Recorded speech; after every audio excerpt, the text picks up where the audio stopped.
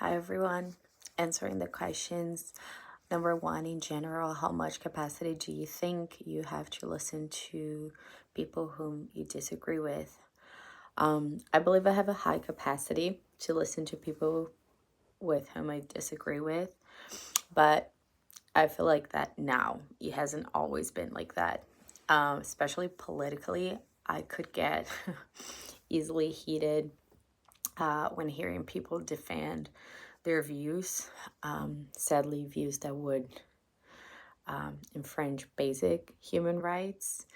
But now I have been getting better at keeping my calm and patience to actually engage in reasonable dialogues, actually listen to the other side before getting too passionate about it. It isn't always perfect. Like he says, sometimes listening to the other side can make our stomachs turn. But yet, that's how we understand the other side, and that's how we achieve the beginning of change. Two, are there certain speakers or messages that are more challenging for you to hear? And yes, I think any human beings, we're going to face different dialogues that will take us out of our comfort zone. Especially when hearing from things that you haven't experienced and just actually bringing that to your knowledge that that's a sad reality.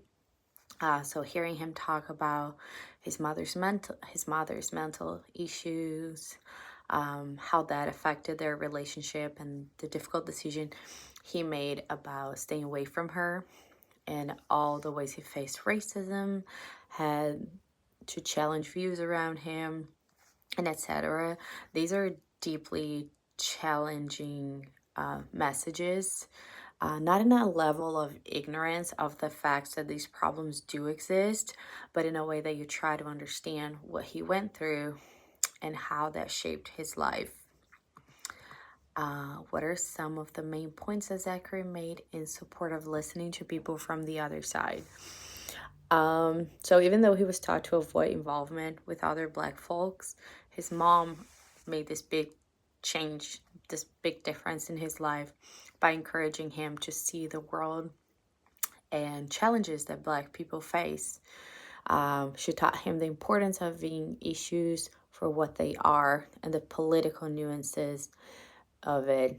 So I believe that, of course, we're always going to get our values. We're going to have our values and principles based on the way we're raised, our family, religious background, etc. But it's so important to understand the other side because our backstory is always different from one person to another. So just understanding that another side exists to show us as human beings that we can be empathetic. To a degree, do you agree with him? And I totally agree with everything he said. I think that only by understanding the other side can we actually find common ground, understand each other, solve present and future problems, and learn from the past ones. Even after a full argument, even if after a full argument you and the other side don't change their minds, you leave with the deeper knowledge of that area. So it's all about constant learning.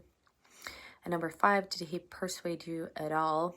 And yes, I mean, I do not think I can say persuade, because I feel like we share different views in this matter.